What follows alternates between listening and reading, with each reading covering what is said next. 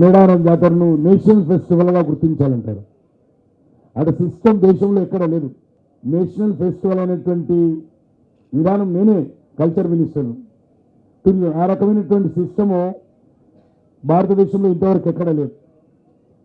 కాబట్టి కొంత అది అనవసరంగా అది అక్కడక్కడ కొంత సోషల్ మీడియాలో జరుగుతూ ఉంది. అయినప్పటికీ గతంలో మీకు అందరికీ తెలుసు, ఇక్కడ మౌలిక వసతుల కోసము కొంత భారత ప్రభుత్వం తరఫున సహకారం ఇవ్వడం జరిగింది.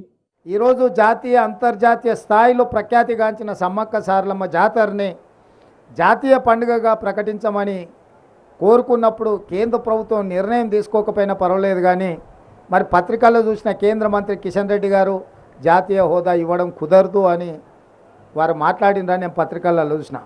ఒకవేళ అది నిజమే అయితే ఈ వివక్ష మంచిది కాదు. కుంభమేళాను మీరు జాతీయ పండుగ చేయొచ్చు. కుంభమేళాకు కేంద్ర ప్రభుత్వం వందలాది కోట్ల రూపాయల నిధులను విడుదల చేయొచ్చు. ఈ పండగకి మీరు నిధులు ఇవ్వకపోతే పత్రికలలో రాస్తే 3 కోట్ల రూపాయలు ఇచ్చారు. కేంద్ర గిరిజన అభివృద్ధి శాఖ మంత్రి అర్జున్ మోండా